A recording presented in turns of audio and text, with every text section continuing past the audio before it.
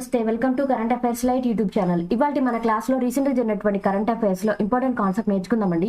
మీకు కనుక మా ఛానల్లో ఉన్నటువంటి వీడియోస్ అండ్ ఎక్స్ప్లెనేషన్ వచ్చినట్లయితే మా ఛానల్ లైక్ చేయండి, షేర్ చేయండి అండ్ సబ్స్క్రైబ్ చేయండి. Welcome to current affairs light YouTube channel.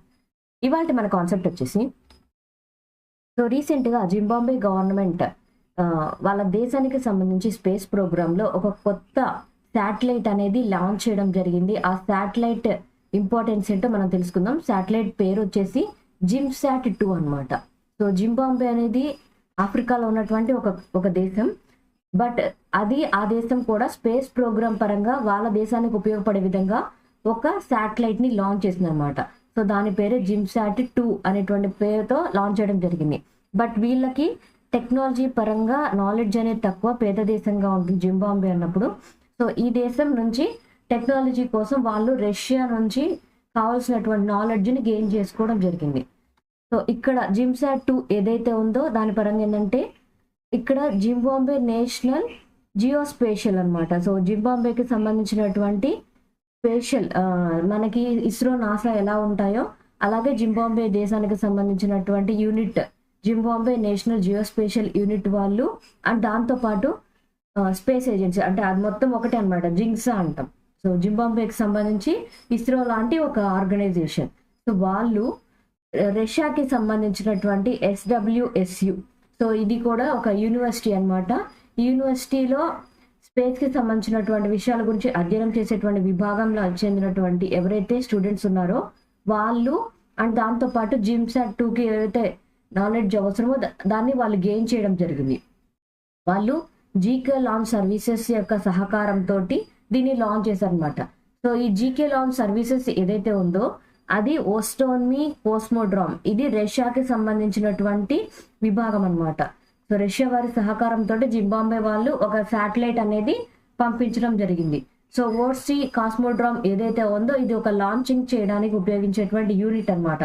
అంటే శాటిలైట్ ని లాంచ్ చేయడానికి లాంచ్ ప్యాడ్ స్టేషన్ ఏదైతే ఉంటుందో దాన్ని అనమాట. సో వాళ్ళ యొక్క సర్వీసెస్ ని వినియోగించుకొని జింబాబ్వే వాళ్ళు ఈ జిమ్సాట్-2 అనేటువంటి శాటిలైట్ ని పంపించడం జరిగింది. సో దీన్ని ఎవరు డిజైన్ చేశారు అంటే, సో రష్యా వాళ్ళ సహకారం తీసుకుంది జింబాబ్వేకి చెందినటువంటి స్టూడెంట్స్ అనమాట. ఎవరైతే SWSU యూనివర్సిటీలో చదువుతూ ఉన్నారో, ఈ యూనివర్సిటీ వచ్చేసి జింబాబ్వేలోనే ఉంది. బట్ ఇది జింబాబ్వేలో ఉన్నప్పటికీ కూడా దీన్ని ఎవరు నడిపిస్తున్నారంటే రష్యాకి చెందినటువంటి వ్యక్తులు నడిపిస్తున్నారనమాట. రష్యాకి చెందినటువంటి వ్యక్తులు ఆర్గనైజేషన్లో రన్ అవుతున్నటువంటి SWSU యూనివర్సిటీ ఏదైతే ఉందో అక్కడ చదువుకుంటున్నటువంటి జింబాబ్వే స్టూడెంట్స్ మా దేశానికి మేము ఇలా ఒక శాటిలైట్ ని డిజైన్ చేయాలి అని భావించి వాళ్ళు యొక్క ఆధ్వర్యంలో రష్యా యొక్క సహకారం తీసుకొని ఇటువంటి శాటిలైట్ అనేది లాంచ్ చేయడం జరిగింది. సో వాళ్ళందరూ కూడా ఈ జింగ్సా ఏదైతే ఉందో స్పేస్ ఏజెన్సీ, ఆ ఏజెన్సీలో ఇంజనీర్స్ గా వర్క్ చేస్తూ వాళ్ళ యొక్క ఆధ్వర్యంలోనే ఈ శాటిలైట్ ని డిజైన్ చేశారు అనమాట. అసలు ఈ శాటిలైట్ ఎందుకోసం పంపించారు? సో శాటిలైట్ అనేది కొన్నేమో ఉపగ్రహాలని మన టెక్నాలజీని ఇంప్రూవ్ చేసుకోవడం కోసం, టెలికమ్యూనికేషన్ వ్యవస్థ కోసం పంపిస్తూ ఉంటాం. కొన్నేమో జియో ఎర్త్ కోసం పంపిస్తూ ఉంటాం, అంటే భూమిని అధ్యయనం చేయడానికి పంపిస్తూ ఉంటాం, ఎర్త్ యొక్క అబ్జర్వేషన్స్ కోసం. అదేవిధంగా ఇప్పుడు పంపించినటువంటిది ఏదైతే ఉందో అది ఎందుకోసం అంటే ఎస్పెషల్లీ అగ్రికల్చర్కి ఉపయోగపడే విధంగా ఉండడం కోసం ఈ యొక్క శాటిలైట్ ని పంపించడం జరిగింది. సో అగ్రికల్చర్ మీద డిపెండ్ అయినటువంటి ప్లేస్ కాబట్టి దీని మీద ఎక్కువ ఫోకస్ చేశారనమాట. సో ఈ యొక్క శాటిలైట్ ఏదైతే ఉందో దానిలో చాలా రకాలైనటువంటి కెమెరాలు అనేవి దానిలో ఇంక్లూడ్ చేశారు. ఎందుకోసం అంటే క్రాప్ హెల్త్ ఏ విధంగా ఉంది అంటే పంట యొక్క ఆరోగ్యం ఏ విధంగా ఉందో ఎప్పటికప్పుడు అధ్యయనం చేయడం కోసం, పంట ఎప్పటికల్లా కూడా కంప్లీట్ అవుతుంది అంటే పంట కోత అనేది ఎప్పుడు చేయొచ్చు, పంట ఎప్పటికి రెడీ అవుతుంది అనేటువంటి తెలుసుకోవడం కోసం, అండ్ దాంతోపాటు రకరకాలైనటువంటి పోషకాహార లోపాలని అధ్యయనం చేయడం కోసం, అంటే మొక్కల పరంగా పోషకాహార లోపాలని అధ్యయనం చేయడం కోసం, అండ్ దాంతోపాటు అగ్రికల్చర్ అనేది వాళ్ళకి అగ్రికల్చర్ చాలా ఇంపార్టెంట్, వాళ్ళు ఎక్కువ శాతం అగ్రికల్చర్ మీద డిపెండ్ అయి ఉంటారు. అందువల్లే అగ్రికల్చర్లో సరైనటువంటి అభివృద్ధి సాధించడం కోసం, ఫుడ్ సెక్యూరిటీని డెవలప్మెంట్ చేయడం కోసమే వాళ్ళు ఇటువంటి శాటిలైట్ అనేది పంపించడం జరిగింది.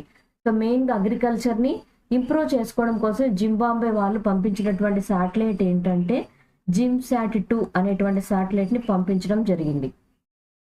సో సిక్కిం గవర్నమెంట్ వాళ్ళు మన రాజధాని అయినటువంటి ఢిల్లీ లాగే ఆడ్ ఈవెంట్ సిస్టమ్ అనేది అడాప్ట్ చేసుకుంటున్నట్లుగా తెలియజేశారు అనమాట.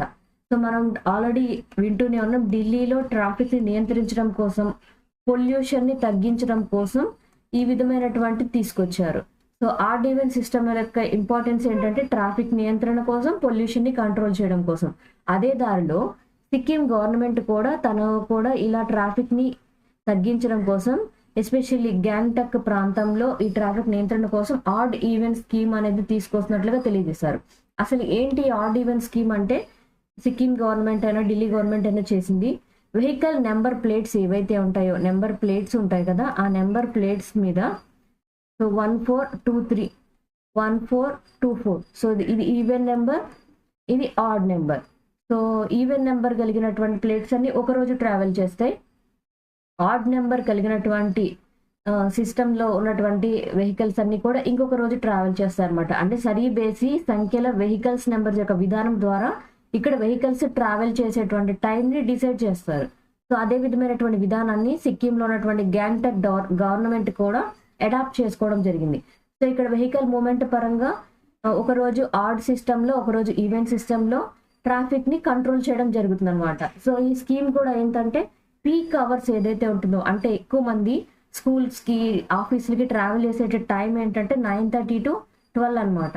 అండ్ తర్వాత ఈవినింగ్ రిటర్న్ అయ్యే టైం 3:30 to 6. ఈ రెండు టైమింగ్స్ లో ట్రాఫిక్ అనేది చాలా ఎక్కువగా ఉంటుంది కాబట్టి ఆ టైంలో ట్రాఫిక్ ని నియంత్రణ చేయడం కోసం ఇలాంటి సిస్టమ్ అనేది ఇంప్లిమెంట్ చేశారు. సో ఆ టైంలో ఏంటంటే వాళ్ళు ఆడ్ నెంబర్ పెట్టుకోమని చెప్తే ఆడ్ నెంబర్ ఉన్న వెహికల్స్ మాత్రమే ట్రావెల్ అవ్వాలి, వేరేవి ట్రావెల్ అవ్వకూడదు. అండ్ మిడ్ డే టైం అంటే మధ్యాహ్నం టైం ఏదైతే ఉంటుందో ఆ టైంలో ఎగ్జామ్షన్ అనమాట, ఏ వెహికల్స్ అయినా ట్రావెల్ చేయొచ్చు. బట్ ఎగ్జామ్షన్లో ఏంటంటే ట్యాక్సీలకి ఏంటంటే మీరు ఈ రోజు నడుపుకోవద్దు అంటే వాళ్ళకి జీవనాధారం మిస్ అవుతుంది కాబట్టి ట్యాక్సీస్కి అటువంటిది ఏమీ లేదు, వాళ్ళు ప్రతిరోజు నడుపుకోవచ్చు.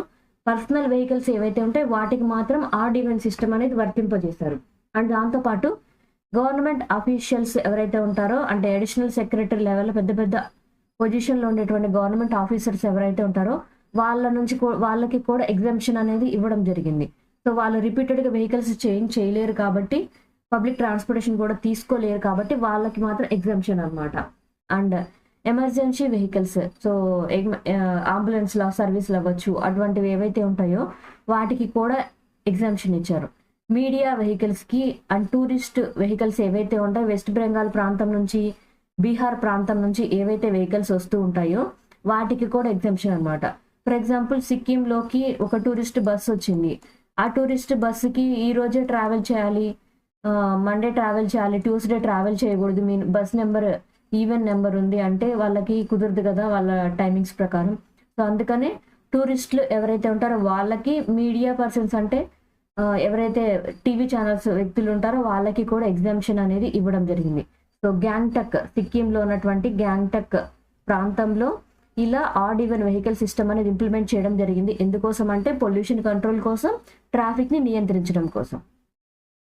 సో యూపీ క్యాబినెట్ వాళ్ళు సెమీ కండక్టర్ ప్రాజెక్ట్ అనేది ఏర్పాటు చేస్తున్నట్లుగా తెలియజేశారు. సో ఎక్కడ ఏర్పాటు చేస్తున్నారంటే జవార్ ప్రాంతంలో అనమాట. మనకి దేశంలో ఏ విధంగా అంటే సెమీ కండక్టర్ డిజైనింగ్ మీదగా మన దేశం ఫ్యూచర్లో ముందుకు వెళ్ళబోతుంది.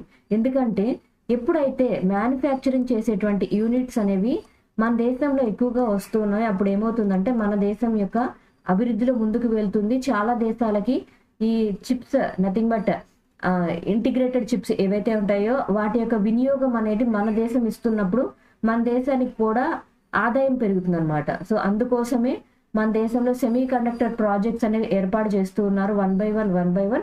సో ఇక్కడైతే జేవార్ ప్రాంతంలో ఏర్పాటు చేస్తున్నారు అనమాట. సో ఇక్కడ యూపీ క్యాబినెట్ వాళ్ళు జేవార్ ప్రాంతంలో ఏర్పాటు చేస్తున్నారు కదా, అది ఎక్కడ అంటే నోయిడాలో అనమాట. సో అండ్ ఇక్కడ వసుంధరి గ్రూప్ అనమాట. సో ఇక్కడ హెచ్సిఎల్కి సంబంధించినటువంటి వామసుందరి గ్రూప్ ఏదైతే ఉందో వాళ్ళ యొక్క ఆధ్వర్యంలో, అండ్ దాంతోపాటు టార్క్ అనేటువంటి కంపెనీ అనమాట, ఇది హీరానందిని గ్రూప్కి సంబంధించినటువంటి విభాగం.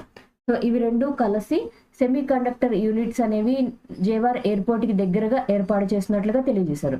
సో ఇందుకోసం ఏంటంటే హెచ్సిఎల్ కంపెనీ ఏదైతే ఉందో వాళ్ళు 3,706 కోట్ల రూపాయలు ఇన్వెస్ట్ చేస్తున్నారు దీనికోసం, ఈ ప్రాజెక్టు కోసం. అండ్ టార్క్ కంపెనీ అంటే హీరానందిని కంపెనీ ఏదైతే ఉందో వాళ్ళు 28,440 కోట్ల రూపాయలు ఇన్వెస్ట్ చేస్తున్నారు.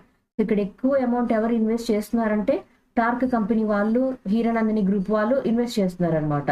అండ్ ఈ ప్రాజెక్ట్ కోసం అయితే నియర్లీ 50 ఎకరాల ప్లేస్ అనేది రిక్వైర్ చేసుకున్నారు. అండ్ దీనితో పాటు ఈ యొక్క ప్రాజెక్ట్ అనేది రన్ అవ్వాలి అంటే నియర్లీ 19,000 కిలోవాట్ల పవర్ అనేది అవసరపడుతుంది. దాంతోపాటు ఎవ్రీడే 2,000 మిలియన్ లీటర్స్ యొక్క వాటర్ కెపాసిటీ కూడా వాళ్ళకి అవసరం అవుతుంది అనమాట. సెమీ కండక్టర్స్ తయారు చేసే యూనిట్స్ కి వాటర్ కూడా అవసరం. అండ్ ఇక్కడ స్టేట్ పరంగా అంటే యూపీ క్యాబినెట్ పరంగా తయారు చేసేటువంటి యూనిట్ తయారు చేసినప్పుడు ఆ స్టేట్ ఎంతవరకు దీనిలో పెడుతుందంటే ఆఫరింగ్ చేసిందంటే ఈ యొక్క యూనిట్ అనేది ఆ ప్లేస్ లో జేవార్ ప్రాంతంలో పెట్టడం ద్వారా 7,037 కోట్ల రూపాయల సబ్సిడీ అనేది ఆ కంపెనీస్ కి గవర్నమెంట్ ఇచ్చిందనమాట. అండ్ దాంతోపాటు కొన్ని ప్రోత్సాహకమైనటువంటి అమౌంట్ ఇన్సెంటివ్స్ ను కూడా కల్పించడం జరిగింది. అండ్ ఫైనల్ గవర్నమెంట్ అప్రూవల్ అనేది ఇంకా రాలేదు. బట్ ఫైనల్ గవర్నమెంట్ అప్రూవల్ కూడా ఖచ్చితంగా వస్తుంది. ఎందుకంటే సెమీ కండక్టర్ యూనిట్స్ ని ఈ మధ్య కాలంలో గవర్నమెంట్ చాలా ప్రోత్సహిస్తుంది అనమాట. సో సెమీ కండక్టర్స్ ఏర్పాటు చేయడం కోసం సెంట్రల్ గవర్నమెంట్ ఇచ్చేటువంటి పర్మిషన్ అయిపోయిందంటే ఖచ్చితంగా జేవార్ ప్రాంతంలో అతి పెద్దదైనటువంటి ఒక semi conductor unit manufacturing unit అనేది స్టార్ట్ అవుతుంది. సౌత్ ఆఫ్రికా వాళ్ళు ఫాస్ట్ ట్రాక్ వీసా స్కీమ్ అనేది ఏర్పాటు చేశారు. అది కూడా ఇండియన్ టూరిస్టుల కోసం. ఇండియా టూరిస్టుల కోసం అండ్ చైనా టూరిస్టులు ఎక్కువగా వెళ్ళేటువంటి ప్రాంతం ఎక్కడ అంటే సౌత్ ఆఫ్రికా అనమాట. సో సౌత్ ఆఫ్రికాలో కూడా వాళ్ళ యొక్క టూరిజం డిపార్ట్మెంట్ ని ఇంప్రూవ్ చేసుకోవడం కోసం ఇచ్చేటువంటి వీసా ఏదైతే ఉందో దాన్ని త్వరితగతిన ఇచ్చే విధంగా దాన్నే ఫాస్ట్ ట్రాక్ వీసా అంటాం. సో వీసా అనేది స్పీడ్ గా ఇవ్వడం కోసం ఫాస్ట్ ట్రాక్ వీసా అనేది ఏర్పాటు చేసి త్వరగా టూరిస్టులకు వీసా అనేది మంజూరు చేస్తున్నారు. ఎవరంటే south Africa people. South Africa వాళ్ళు దీనికోసం ఒక స్కీమ్ అనేది స్టార్ట్ చేయడం జరిగింది. ఆ స్కీమ్ ఏంటంటే ట్రస్టెడ్ టూర్ ఆపరేటర్ స్కీమ్ అనమాట.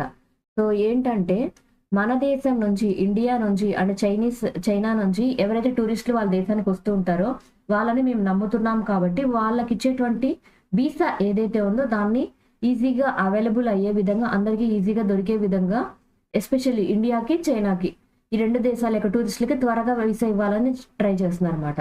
అండ్ ఎందుకంటే వీసాలో గనక జాప్యం జరిగితే లేదా వాళ్ళు ఇవ్వాల్సినటువంటి వస్తువుల్లో గనక లేట్ గనక జరిగితే అంటే వీసా త్వరగా ఇవ్వకపోతే వాళ్ళ దేశానికి వచ్చేటువంటి టూరిస్టుల సంఖ్య తగ్గిపోతూ ఉంటుంది అనమాట. సో లేదా రిపీటెడ్ టైమ్స్ అప్లికేషన్ పెట్టాల్సి రావచ్చు కొన్నిసార్లు. అలాంటివి జరగకుండా ఉండడం కోసమే ఈ ఫాస్ట్ ట్రాక్ వీసా స్కీమ్ అనేది స్టార్ట్ చేయడం జరిగింది. అండ్ ఇట్లా ఇవ్వడం వల్ల ఏంటంటే వాళ్ళ దేశానికి టూరిస్టులు ఎక్కువ మంది వెళ్ళడానికి ఉపయోగపడుతుంది.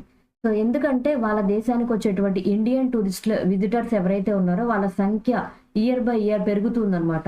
అండ్ ఆ సంఖ్యని 16,000 నుంచి 1,00,000 వరకు అయ్యే విధంగా ఈ రెండు కల్లా అంత పెంచాలి, అంటే టూరిస్టుల సంఖ్య అనేది అంతవరకు పెంచాలి అని సౌత్ ఆఫ్రికా యొక్క టూరిజం సెక్టర్ భావిస్తూ ఇలా ఒక నిర్ణయం అనేది తీసుకోవడం జరిగిందనమాట. స్పీడ్గా వీసా అనేది మంజూరు చేయడం కోసం. సో ఇది ఎందుకోసం అంటే ఆ దేశం యొక్క ఆర్థిక ప్రగతి కోసం. అండ్ దాంతోపాటు ఇలా గనక టూరిస్టులు ఎక్కువగా వస్తున్నారంటే టూరిజం డిపార్ట్మెంట్లో ఎక్కువ ఉద్యోగాల కల్పన కలుగుతుంది కాబట్టి జాబ్స్ అనేవి కూడా పెరుగుతాయి. కాబట్టి వాళ్ళు ఇలా ఫాస్ట్ ట్రాక్ వీసా సర్వీస్ అనేది అవైలబిలిటీ అనేది ఇవ్వడం జరిగింది మన దేశానికి, చైనా దేశానికి చెందినటువంటి టూరిస్టులు ఎవరైతే ఉంటారో వాళ్ళ కోసం. Thank you for watching my video. మీకు కనుక నా వీడియో అండ్ ఎక్స్ప్లెనేషన్ నచ్చినట్లయితే నా వీడియోస్ లైక్ చేయండి, షేర్ చేయండి అండ్ సబ్స్క్రైబ్ చేయండి. మీకు నా వీడియోస్ ఏ విధంగా అనిపిస్తున్నాయి నా కామెంట్ సెక్షన్ లో తెలియజేయండి. Thank you for watching my video.